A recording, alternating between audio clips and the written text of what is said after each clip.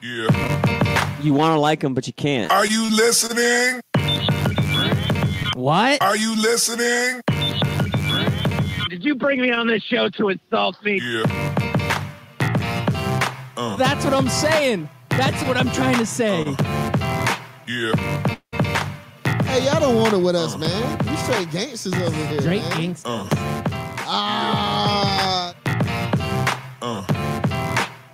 Yeah. Welcome back. That's right. You are listening to Scout Team Radio. We bring it to you hot and live each and every morning, Monday through Friday.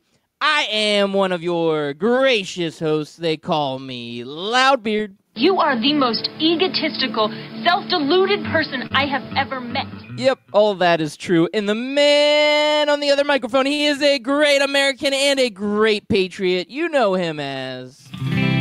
America.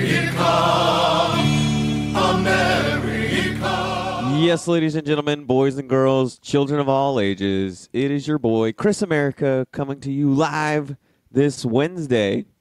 It is May 29th, 2019 at 6:01 a.m. in the morning. Loudbeard, I am excited for today's show. It is hump day, but we're getting into the desert of the sports time of the year, are we not? Yeah, there's not a whole lot of sports events going on. I mean, we've got regular season baseball, which, some people love. Others could care less. And we've got playoffs, but there could have been a night off. It could have been a night off for the NBA and a night off for the NHL. So it's kind of an off night for the playoffs. So, yeah, we're slowly getting into the desert, aren't we? Yeah, the desert of the sports year is around this time. We have the oasis known as the playoffs that you talked about, but soon, within a few weeks, those will be over. And then we'll have the Home Run Derby, which you love. We'll have the July 4th weekend, which I love, which also comes with the Nathan's Hot Dog Eating Contest, which is always a fan favorite, especially for me. And then it's just a lot of off-season news. We will have NBA free agency, which is sometimes a little bit more exciting for talk radio than actual games itself. Yeah, it does. It gives you a little bit of that fodder so you can keep the talk going, even though it really doesn't matter because most of the time it's just talk. That's all it is. But we do have a hot tweet in, Chris America. Already? It is early, and you know what? Our good friend Memphis Spence, he's just letting us know at Scout Team Radio, this is the time where the hashtag poop train news is golden. That's right. Yeah. When you get into the desert of sports talk radio, and there is not as much to talk about as there normally would be, poop trains are where it's at. Yeah, and I don't know how – I shouldn't have led off with that story yesterday because that was at the beginning of the week, and now it's like, man, where do we go from here? We start at the top. I don't know how we top the golden poop train. We don't. There is no way to top it. That's basically the highlight of our show ever. Like, there's not even another story we've ever covered that will even remotely touch the poop train story. So people we should retire at this point, I think. They will. We should. People will always say, remember that time when Scout Team Radio was awesome with the poop train? I think they will. It'll be brought up that way. Well, Loudbeard, there is maybe not sports news, but there is an exciting thing going on with one of the most iconic streaks in all of American history. Are you aware of this streak it's not close to being broken as far as streaks goes, but there is a record that's also attached to this streak that probably will be broken tonight? Is it the streak for Justin Bieber being a douchebag? Because I'm feeling like that one would never be broken. No, that one's unbreakable. Okay. It's also not Frank the Tank We're Going streaking, although that was a fun time. No, Loudbeard, there is a Jeopardy streak on the line. Are you aware of this streak? I am not. I'm not aware of this, but maybe I heard something about it. I don't know. Why don't you inform myself and the listeners? Do you remember who owns the streak right now, the record for most wins on Jeopardy? Wasn't it a guy named James or something? Well, so maybe you do know a little bit about the streak because Jeopardy is that the new guy? Jeopardy James is the new guy. Do you remember the old guy? If you say his name, it'll ring a bell, but I couldn't say it off the top of my head. All right, it's Ken Jennings. Yes. Okay, yep. Take a guess, because this was another part that just like baffled my mind. Take a guess as to how long ago Ken Jennings did that streak. Ooh, 15 years? Oh, how did you guess? Yeah, well, is it really 15 years? It's right at 15 years, 2004. I feel like it was much more recent than that. Yeah, I don't know. Time is, I don't even feel time anymore. It's a blur. Ever since Avengers Endgame, time doesn't mean anything to me. Yeah, time is just nothing but a concept created by man. It doesn't really exist. I live in the quantum realm. Well, Loudenbeard, so you know when one guy holds a record and another guy's about to beat it, they always have to interview the record holder, right? Oh, absolutely. Now, if give you're them the a record old, holder, so you think your record's going to be broken? Yep. Question. You got to have that interview. And when you are the record holder, Loudenbeard, if you held a record, do you hold any records at all? I'm even sure like I within do. your family? Like maybe you had like the longest streak of having the germiest beard? Yeah, definitely have that one. That one's in the bag. That one's in the bag? Yep. All right, so would you be okay with somebody breaking your record, especially one that's as prestigious as this one? No, I don't think I'd be okay with it. I think I'd be very hurt. Well, I got Craig Jennings' interview here from a few days ago. So he's far off from the game-winning streak. Ken Jennings has a 74-game winning streak. This guy is only at 29. He got 29 yesterday. But he's like within a few $1,000s of breaking Ken Jennings' total earnings, which is $2.5 million. Like Ken Jennings at like $2.5 million and change, and this guy's at $2.5 million and change. And so that's where we're at with this, Loudenbeard. You tell me, does Ken Jennings sound sincere, or is there like a hidden, jealous girlfriend or jealous ex-girlfriend not wanting this record to be broken and not wanting to relinquish that title of being the champion of Jeopardy? Bring in Ken Jennings from Seattle. This is his first live interview talking about Jeopardy, James. So thanks for being with us, Ken. We appreciate it. It's a pleasure. All right, so as you know, James is nipping on the heels of your record. So tell me, how are you feeling about that? I'm really excited. For 15 years, I have thought somebody was going to make a run at this record. Because I always knew it could be done. I was there. I saw it happen. I know it's been possible. What I did not expect is that somebody could make a run at the cash record in like a third the time. It's really just astounding what he's doing. Yeah, he really puts it all on the table. He pushes all his chips in, as he said. You tweeted about James hitting the $2 million mark, saying it's like a global warming graph Jeopardy performance. He said your approaches are very different. How are they different? How is yours different from James? I tended to play a more relaxed game, like I was sitting on my couch at home yelling answers at Alex the way we all do. And it was good. It was kind of a relaxed, conservative way to play the game, and it led to the long streak.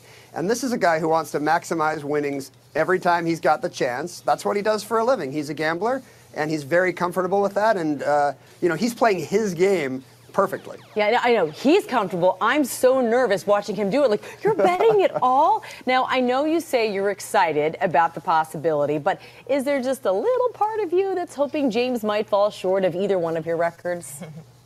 What bothers me is when I hear people say Jeopardy James. I'm like, no. I'm that guy. You can't put Jeopardy in front of his name. I used to be the Jeopardy guy. Now, I know that you have come back for the Tournament of Champions. So how would you feel about, at one point, you facing off with James? The thing is, it's been 15 years for me. We'll never know how Babe Ruth and Hank Aaron would have played at the same time because they were decades apart. Can I have my 2004 brain back if I play this guy? I think I could hold my own against him even today, but I would need some breaks. It would be all about who found the daily doubles. And usually on Jeopardy, I don't need a lot of breaks. Oh, wow. I love that. Okay, and speaking of game shows, I understand that you're going to be on a new one next month. Tell us about it. Yeah, starting June 10th, I'm on Game Show Network's Best Ever Trivia Show. And that's not a shot across Jeopardy's bow. Jeopardy's still my favorite quiz show. But this is a fun, lightweight trivia show, the kind of thing we used to, watch when we were home from school as kids.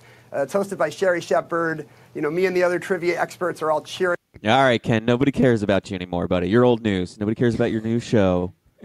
What do you think, Loudbeard? Do you think – well, first I got to ask, and maybe Memphis Spence can help us out with this because I think he took some journalism classes. Do you think part of journalism school or your journalism degree requires you to learn how to fake laugh at stupid things? Yes. Because they were on point. Yeah, you're right. You said two baseball players that I don't know who they are. Oh, so what do you think, Loudbeard? Full-on sincere or a lot of pettiness behind the words? Nah, I mean, a little pettiness. I really like the part where he's like, I don't know. They put Jeopardy by his name. Jeopardy James. I'm the Jeopardy guy. That's me. Nobody's called you Jeopardy Ken. Nobody's ever called you Jeopardy Ken Jennings. No. They know you as Ken Jennings. Like, that's your brand. Ken Jennings, you were the Jeopardy guy. We get it. 15 years ago. Now there's a new guy. There's a new sheriff in town, and he is Jeopardy James. Yeah. And you know what? He's actually he's a tall glass of water, too. You should look him up. He's not a bad-looking guy. He's not that typical. Like, Ken Jennings looks like he would win a Jeopardy show. This guy, he looks like he'd win a Jeopardy show, but he also looks like he's that nerd in the movie that is attractive, but he's also playing a nerd. Who are you talking about? James or Ken Jennings? James is the more attractive. Oh, you're eyeballing. Most of the world, 99.9% of the internet right now, they're Googling the nudes of Iggy Azalea that came out, and you're out there just checking out Jeopardy James, thinking he's a hot drink of water or whatever you want to call him. Yeah, hot drink of water. Yeah, that's what you like. He's a tall and hot drink of water. I'm gonna get a fat head of him. He's sexy nerd style. I'm gonna get a Jeopardy James fat head. You're on like my wall. Iggy Azalea nudes. No, forget that. GQ leaked them. That's not a thing. Don't even know about that, but I do know that Jeopardy James is looking good. Look at him live. Like TV. if he could get a stylist, it adds to take over because he's points. definitely a nerd, and you can tell he has zero style. So if he had a stylist, he'd be a decent looking guy. Oh, so it's like one of those movies like She's All That, where it's like exactly nerd, and then the super makeover, and you're like, wow, I didn't realize she was so hot without glasses. Went from a 5 to a 10 just like that. Wow. Yowzas. That's that fake laugh, that journalist laugh. That journalist laugh. And Memphis Spence confirms there is a Fake Humor 203 is the class for. There is there. Yeah. I don't even know what you're talking about. Never gets old. I'm glad you finally played it at the right moment. Never gets old. Kawhi. I hope he this wins. Is so Kawhi wins. Yeah. I hope he wins just so he can do that laugh again. I know. They got to do it, man. So right, Jeopardy well, James, he's hot. Yeah. I get it. So moving on to the next story. I killed 13. I killed 13 minutes right there with that story. You like that? Yeah, I do. I like that. I'm gonna segue to that. So you got Jeopardy James going after Ken Jennings going after the young gun. Yeah. And now Jack Nicklaus says he's starting to get a lot more of the questions again about Tiger Woods. He said, the media kind of got silenced for quite a while there, and people stopped asking him the questions. But now that Tiger the has media won didn't really get silenced. They just started talking about like cars crashing, golf clubs smashing windows, like Perkins waitresses, DUIs. That's what we started talking about. Right. But Jack wasn't getting all the questions. You think Tiger's gonna? Yeah. Do you think Tiger's is going to break your Perkins waitress record there, Jack? Yes. No, nobody's beaten Tiger's Perkins waitress record. Nobody. I don't. Well, maybe the general store manager there. Probably. Yep. So Jack comes out and he says it. He says now that he's getting asked it all the time, he says, as long as Tiger is healthy, he will probably beat my record. I'd have to hear his inflection, but it sounds a little fake, like my boy Ken Jennings there. It does, doesn't it? Yeah. Because even if he's healthy, I don't think anybody thinks that Tiger can break the record. I won't even I hope he does, but I think if anything, he either gets within 1 or best case scenario, he ties. But he's going to need a lot of work to break it. And he's going to need at least 2 wins in 1 year in order to get it done. Yeah, time is not on his side. Neither is his health. And his age, which I guess goes with time. It does. That's really what I meant. Father he Time's does not undefeated. live in the quantum realm where he can go back and forth in time. But well, age also. Maybe he should be the TB12 method. Ooh, he should do the TB12 method. And with or that, maybe he has been, and that's why he won the Masters. Maybe. So what would you rather see? Tiger tie Jack? Would you rather see him be 1 short or beat him by 1? What is it that you think would be best for golf, and which one would you like to see? You know what we should do? We should go with friend zone, side piece, and what was the other one? And killing it already. Bay, side piece, or friend Bay, zone? side piece, or friend zone. Okay, we could do that. All right, Bay. I mean, I think I'm just going to do it like this. I'm going to go Bay is definitely Here, let's breaking the describe record. the segment for our listeners so well, they I know think what we're it's pretty talking about. self-explanatory. Okay, we're You think stealing so? an idea. We're stealing an idea from an old radio show on this that used to be on 12 Ounce Sports Radio, Reality Check-In. Rest in peace, guys. We love you. Michael Jenkins and Matt Melendez. Great guys. Missed the show. Wish they'd come back. So I'm going to resurrect their segment for them. Give out the shout-out. Bay, side piece, and friend zone. It's where you take 3 topics or 3 things, and you got to rank them. But instead of saying 1, 2, and 3, you go Bay, side piece, and friend zone. Pretty self-explanatory, right?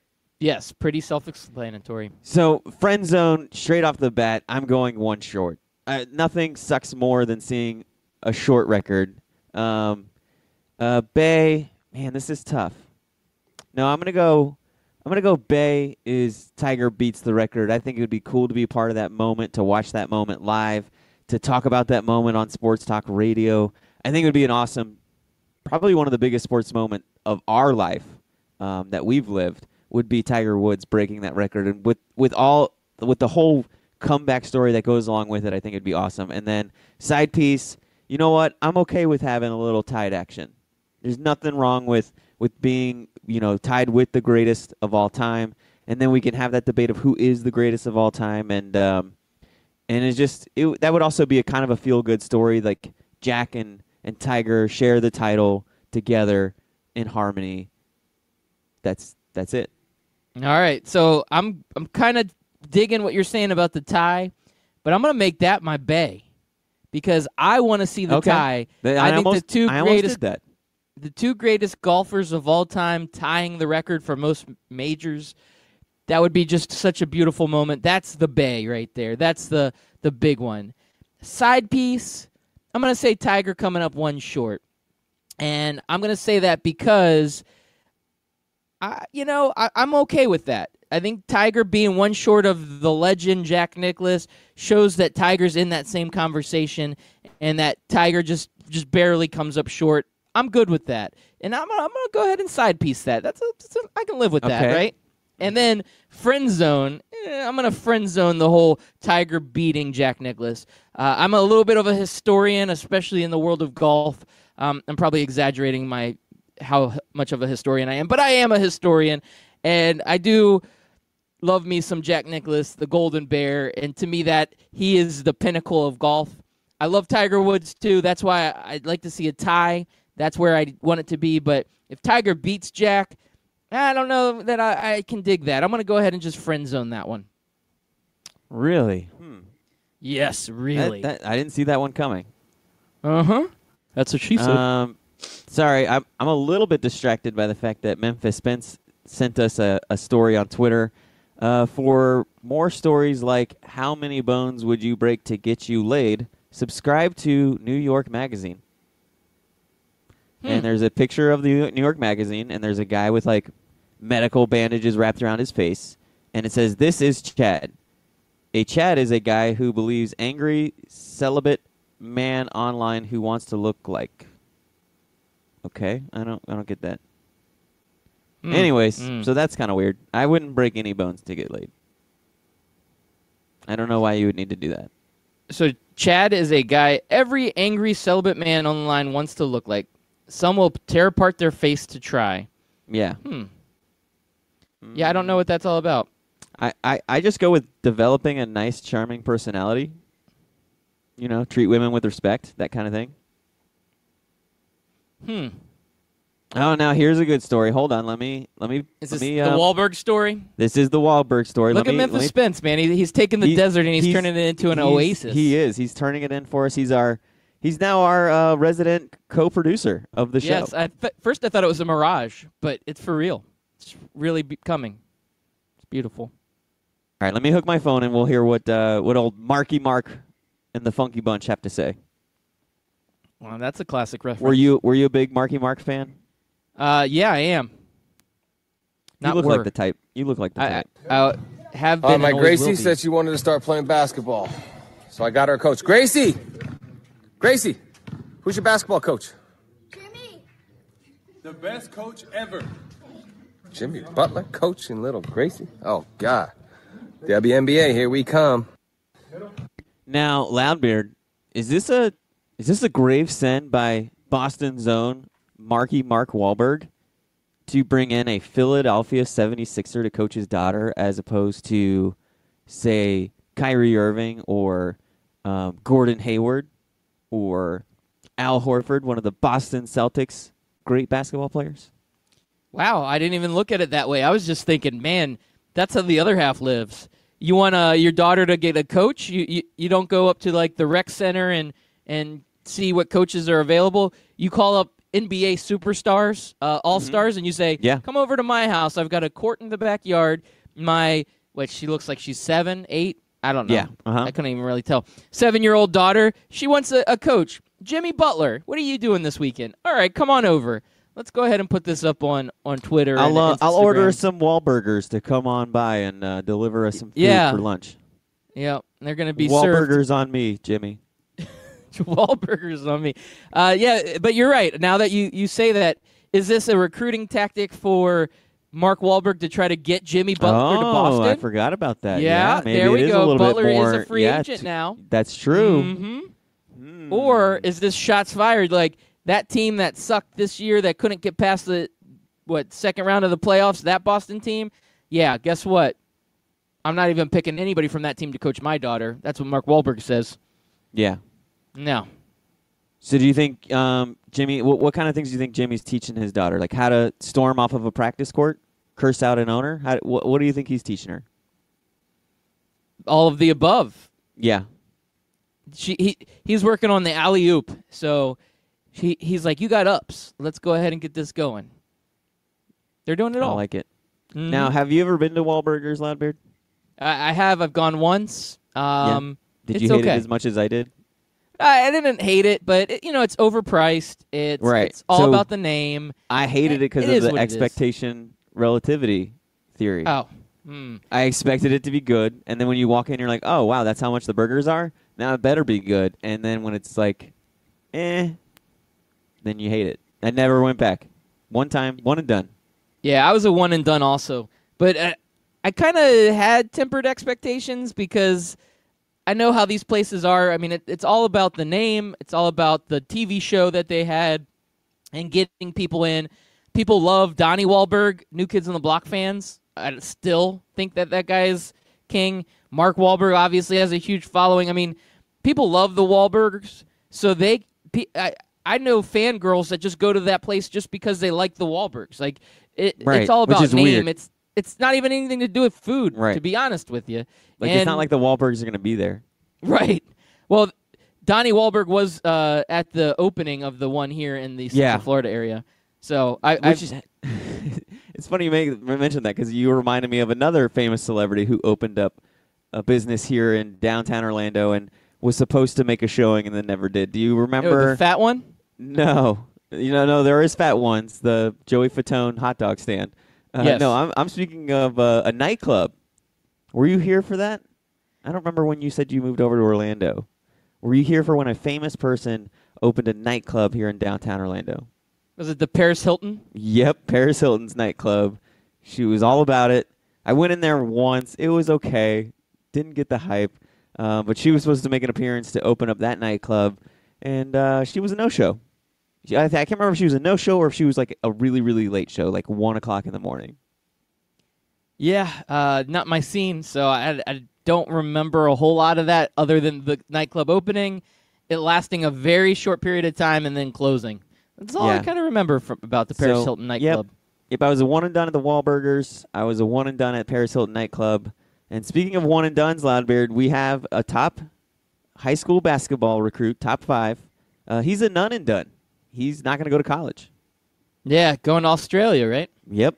Going to go over to the old New Zealand and sign with a basketball team there.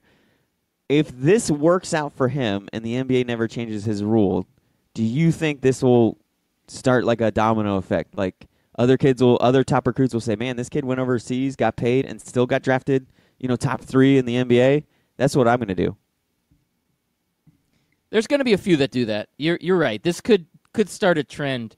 But he has to be successful. Like, it has to go down that way. Because if he goes over there and disappears, then that's good for NCAA basketball. Because then it'll just be like the NCAA basketball coaches can say to recruits, yeah, remember that R.J. Hampton kid when he went over to New Zealand and then he kind of got stuck there because the NBA kind of lost sight of him? Yeah, you want to come to Kansas. You want to come to Duke. The NBA pays attention to us here. It's really hard to pay attention to Australia.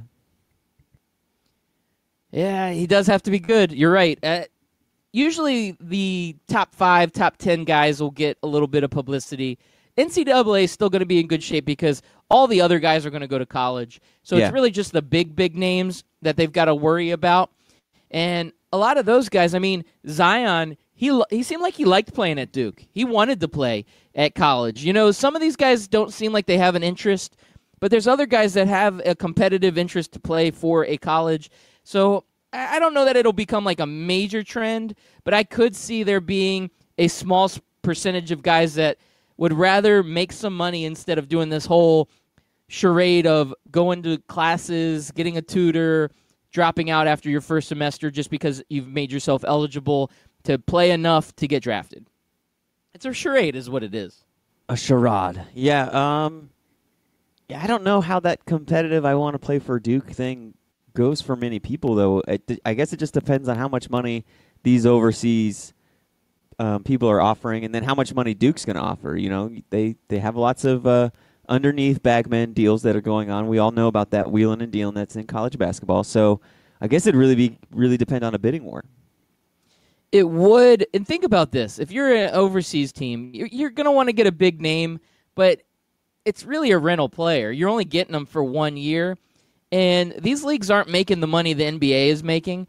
So they're not going to be able to pay this guy a ton of money.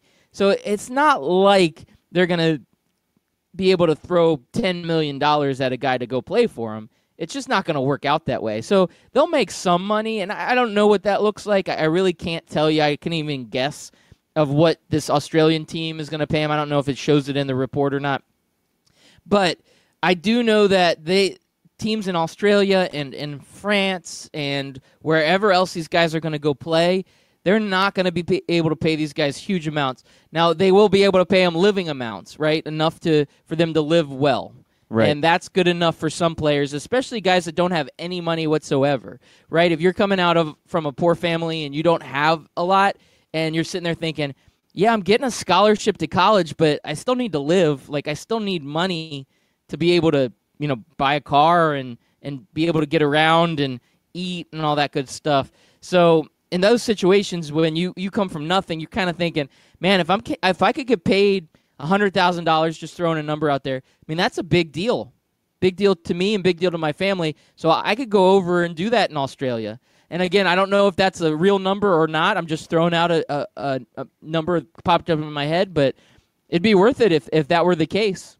Now, you pay attention to soccer and basketball a lot more than I do.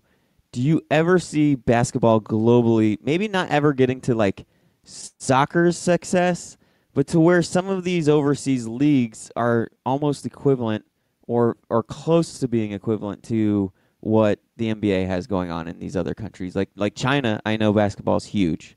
And there's over a billion people there that can support that league. Like, do you ever see where it's like a loaner system kind of the way that soccer has, like, we have like these okay MLS players and they get loaned out to these European soccer leagues and stuff like that from time to time. Do you ever see that becoming a thing in basketball globally? No, I really don't. I mean, the loaner thing is just, it seems like it's so unique to soccer.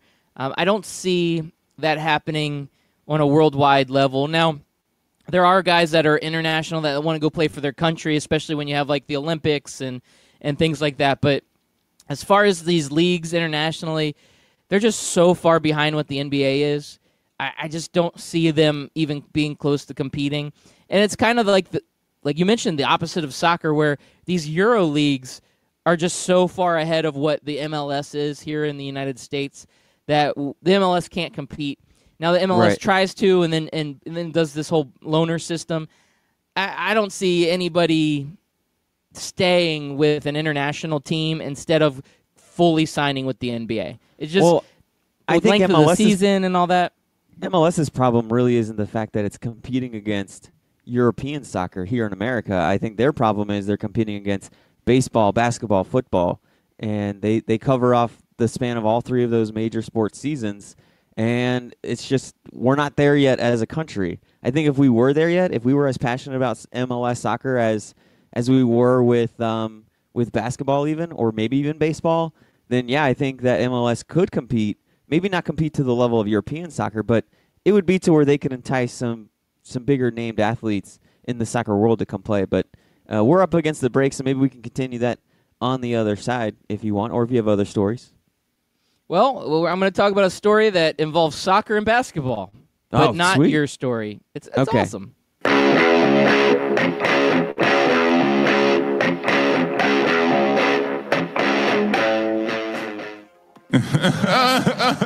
Hey, Kawhi, what are you laughing at, man? This isn't funny. Fantasy sports reimagined. FanDuel, that's what I'm talking about. It is more than just fantasy sports. It's the best way to watch the games, win real cash, and bring the action right to your living room. Just choose a contest, make your picks, watch, and win. And if you go to FanDuel.com/STR today, you can get a $5 deposit bonus. Once again, that's FanDuel.com/STR. Come on, man. This is not a laughing matter.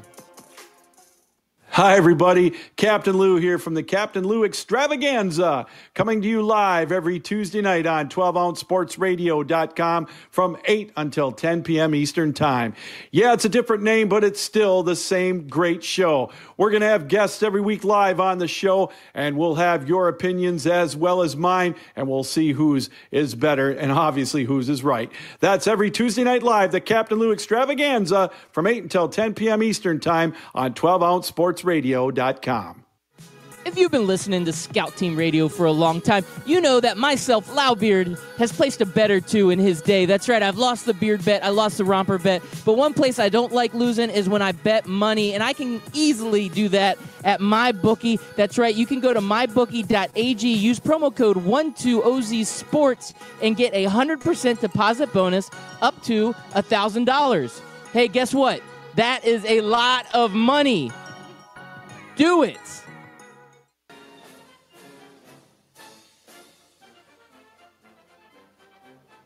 Hey everybody, it's your favorite Patriot, Chris America, and I want you to listen every single weekday, Monday through Friday, 6 a.m. to 7 a.m., and on replays from 11 a.m. to noon of Scout Team Sports. Listen, George Washington did not cross over the ocean blue in 1492 to defeat the Nazis, so you can listen to the same tired national clickbait sports stories. So once again, tune in to us every single morning, 6 a.m. to 7 a.m., and then we replay from 11 to noon. I will see you there, and God bless America.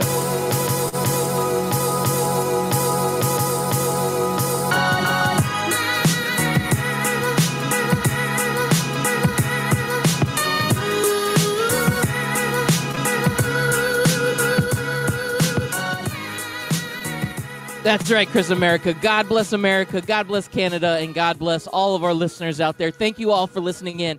Once again, I'm Loudbeard. He is Chris America. We bring you Scout Team Radio. It comes in hot, just like those Iggy Azalea nudes. Coming in hot Monday through Friday, 6 a.m. right here on 12-Ounce Sports Radio. We also simulcast on the Full Press Radio Network.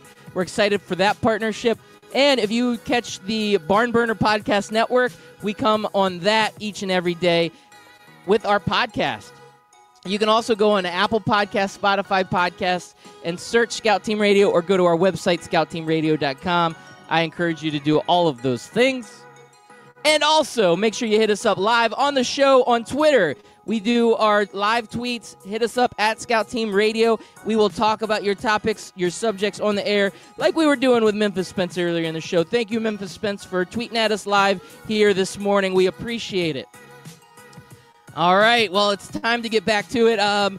Chris America was talking quite a bit about soccer and NBA basketball, and he wasn't even talking about what I thought he would be talking about, and that is Adam Silver comes out hot saying he wants to change the format of the NBA. He wants to make it more exciting for fans, and I love it. He's talking about what soccer does. They do a mid-season tournament, and they do some play-in games and do a few different types of styles of tournament that we're not really used to or accustomed to here in the United States. And he wants to take that style and bring it to the NBA, give some additional teams opportunities to try to make it into the playoffs, and have something exciting kind of leading into the All-Star break to give more excitement to the regular season instead of having all the excitement towards the playoffs. So Adam Silver says easily by 2021 there could be some changes in the NBA, and he recognizes that there's traditionalists. He recognizes that there's some hurdles to overcome, but he's leading the way, and Adam Silver, he wants to see positive change in the NBA, and I'm excited about that, Chris America. What do you think about a mid-season tournament to help the NBA get a little bit more exciting? Do you think you could dig that? I can dig it, but no, I don't want it. Traditionalist. No, it's not that. It's not that. I don't want my star player getting hurt in a tournament that is kind of okay. Like, I'd like it if my team won or if they won, but I don't need to miss my NBA Finals championship if, say, Giannis goes down with a bad ankle break like Gordon Hayward did in the first game of the season. Don't want that. How is that any different than regular season? These guys got to play. But at least that counts towards something. Like, that you have to play a regular season. You don't have to play this tournament. Well, what if this tournament gets you a automatic bid into the playoffs? Okay, so maybe if you did this, maybe you did I don't know, maybe like a tournament towards like, okay, you have a losing record and you're mathematically out of the playoffs, but we'll give you one shot to get in, to play the 8th seed of your division. Is that what you're saying? I don't know. This is just ideas being floated around. He said it's in a very tentative early brainstorming phase, but they're working on coming up with an idea to help give teams more opportunities. We all want to see, maybe you have like I know they have this summer league with that. Like, maybe you have like a rookie tournament. I don't know, man. Like, how do you do this? How do you do this to where I want it to be? Maybe you have like maybe like a lottery tournament? I think it's just like a regular tournament. Instead of having all the regular season games, you just throw in a tournament in the middle, and the winner of the tournament or the top 2 teams of the tournament get an automatic bid into the playoffs at the end of the year, just giving them a little bit of a change. So we do have advice here from Mike Berlon. He says, what if the winner of the tourney gets the number 1 draft pick? That's what I was saying. That's intriguing. That's what I was saying, like a lottery tournament. Instead of doing the lottery, you do that. But now here's the catch-22 on that, Loudbeard.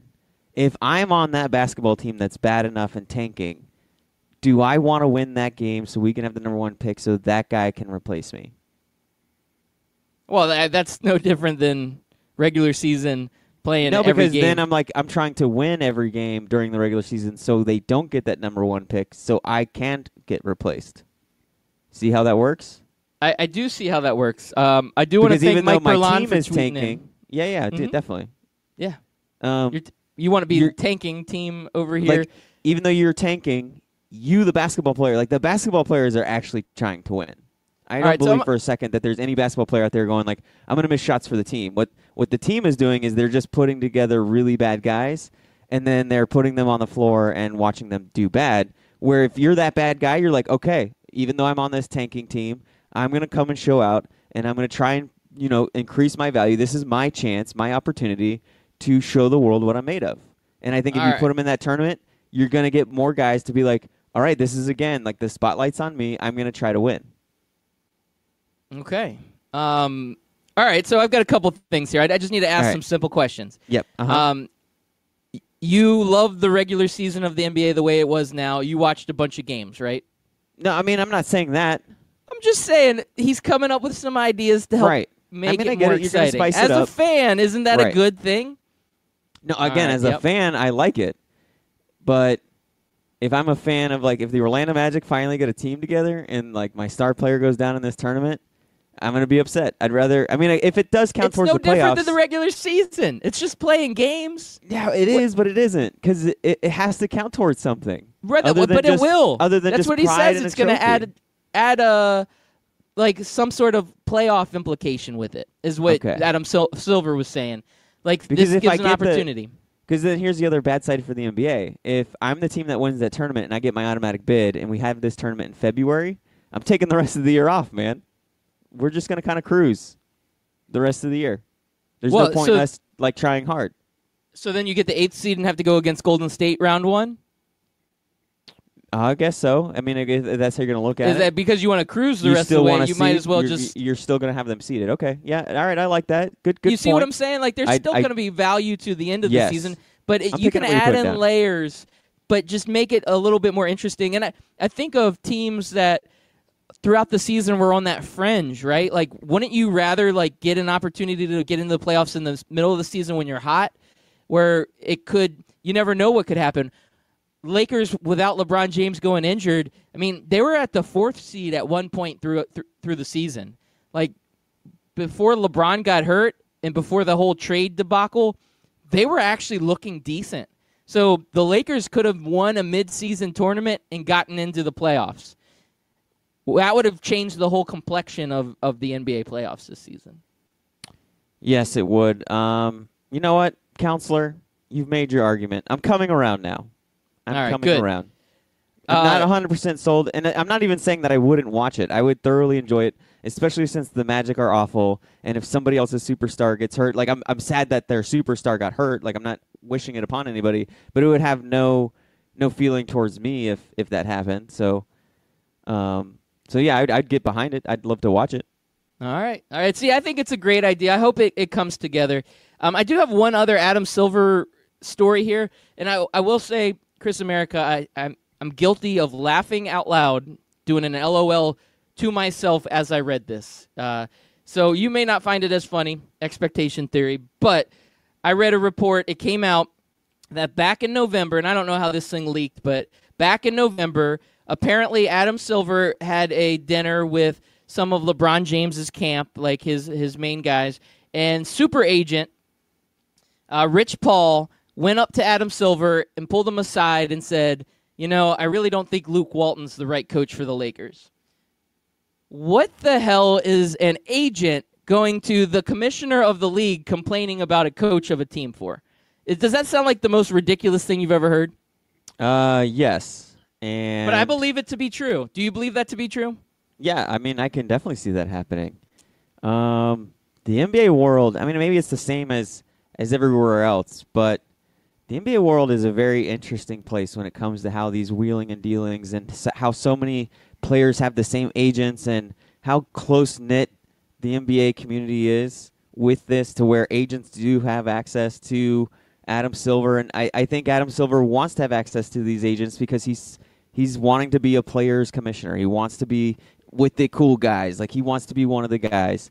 And if that's the case, man, the commissioner has to, I don't know if I want to go as harsh as saying, like, suspend this agent from doing basketball deals for 2 years, but you can't have this.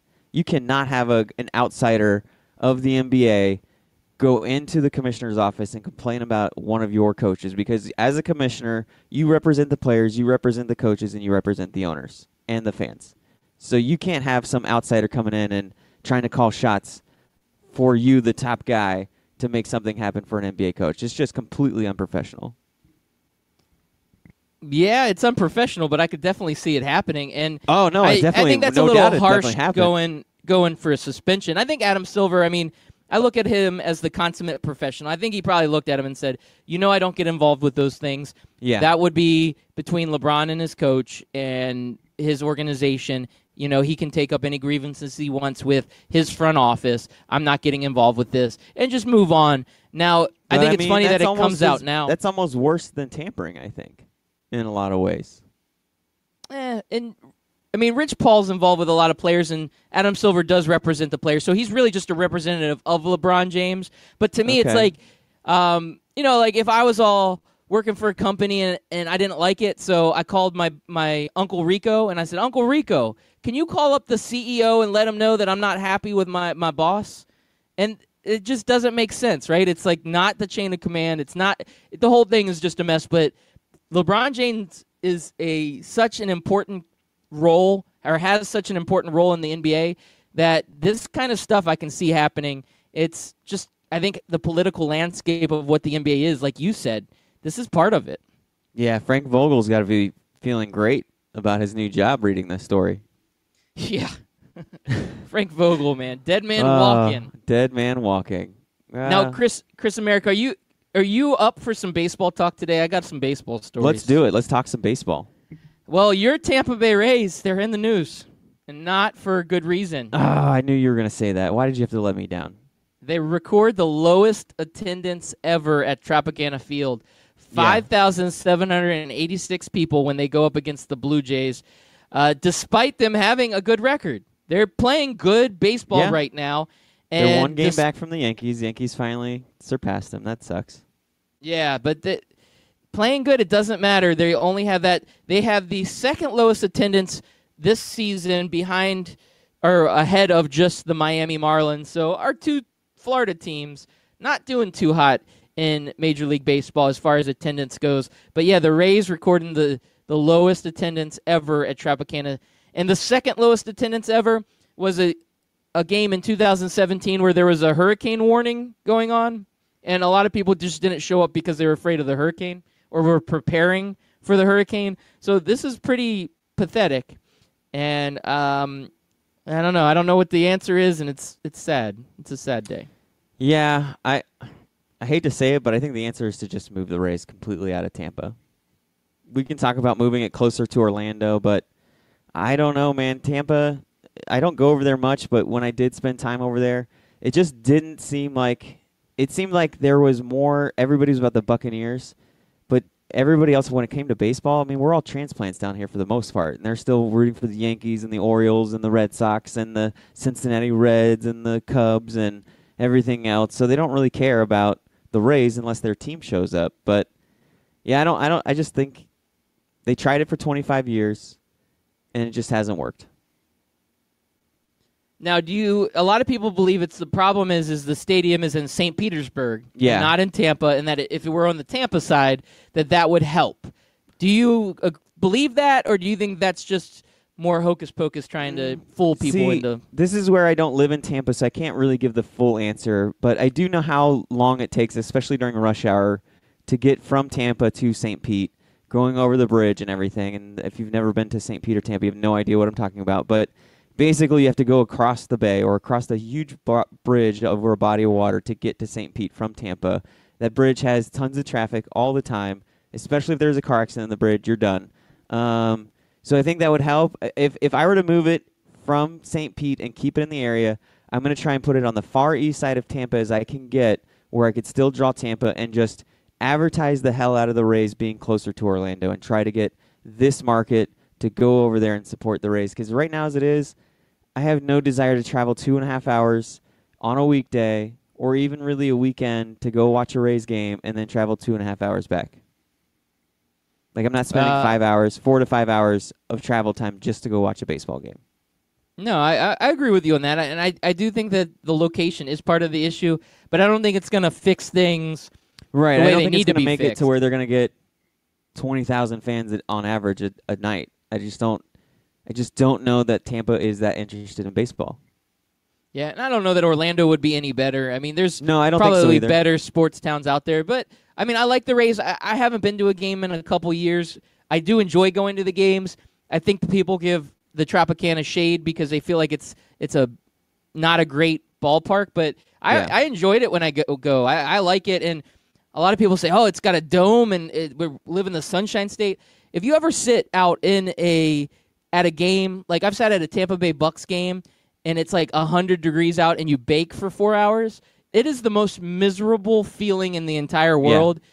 Being in a dome in Tampa is not a terrible thing. I like it's nice. I've gone to a July 4th or July 4th weekend game before, and it was beautiful. I remember how hot it was walking into the stadium, and then I remember sitting at the game, watching it in full-on comfort, thinking, man, I am so glad this is a dome. Yeah. No, I completely agree with that. I thought of another thing that's wrong that maybe people don't know if you're not from Orlando or Tampa.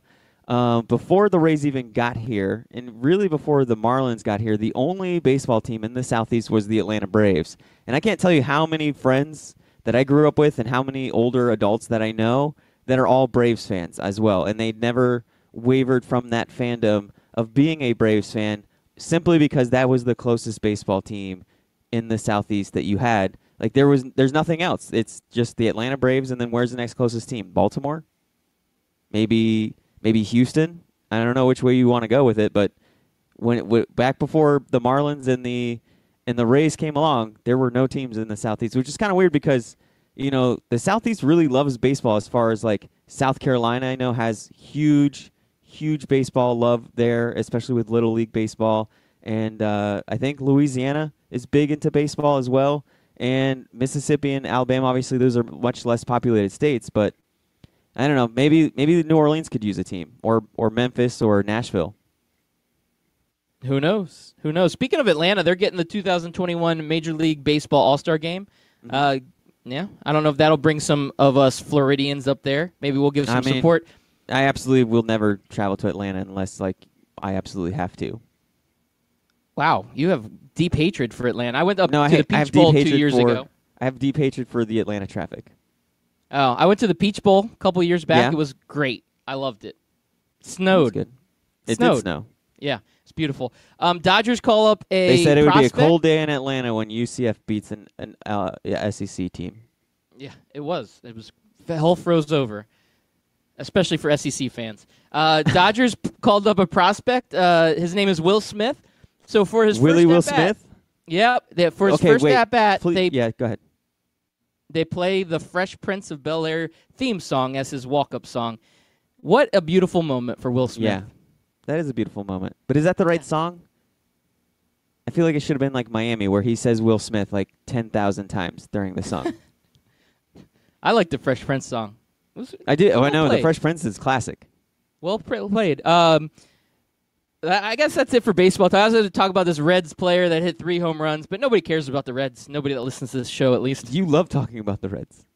I do. But yeah, nobody listening to the show. Dietrich, the guy that did the fumigating deal when they had the wasp or the bee swarms. Yeah, he hits 3 home runs. He does the old Michael Jordan shrug when he runs around the bases, and he goes really slowly, trying to piss off the Pirates. It's kind of a good thing for baseball. I like this guy. He's got a lot of character. We need more of that in baseball. Yep. We need more personalities in baseball. We need that. Mm-hmm. I completely agree with you, Chris America. Now, tonight we got Blues versus Bruins. Game 2. Who you got? Hockey. Let's go Blues, just because. Just because. All right. Loudbeard, you know how we talked about the AEW yesterday? Yes. I saw a guy at the Ale House walk in with an AEW T-shirt. It's huge now. It's big. Oh, that's funny that you say that. There's a wrestler on Monday Night Raw, Sami Zayn. He mentioned the AEW on Raw in an interview, and the crowd started chanting AEW. And it wasn't like a loud chant, but it was like you could tell that maybe there was a mixed review. Some of the fans were trying to get into it. Others were like, what is AEW? We're at WWE. And I just think it's funny because that wasn't just off the cuff. Like, that's Vince trying to figure out a way to see what fans are thinking, and somehow he's going to start slandering this league. Because, Vince is a selfish dude. Or is Vince propping this league up because he knows that the greatest time he's ever had were the Monday Night Wars? Oh, that's a good point. That's a really good point. I don't know, man. That's a good question. Now, one more thing, Chris America. I got to bring Maybe this one up. the XFL is a front. Ooh. To funnel money to the AEW. Wow. You've got all kinds of things. I'm coming in hot with the conspiracy theories. You are. I got one last question for you. All right, Deontay Wilder's next fight got announced. It's going to be September 28th. Yes. And after that brutal knockout, he's going to be going up against Luis Ortiz. Would you consider getting back into boxing, and would you consider watching this fight just to see this guy pummel the next dude up? I got to be honest with you. I probably will go to a bar to watch this fight.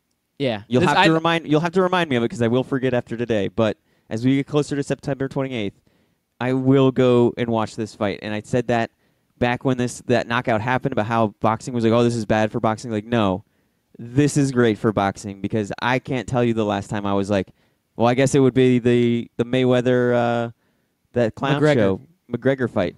So yeah, I'll go see it. Just like Deontay Wilder's opponents, this show just got knocked the bleep out. Yeah, can't wait. Tomorrow, we'll see you again. Hopefully we got some hockey talk. Talk that hockey. Hockey talk. Talk that hockey.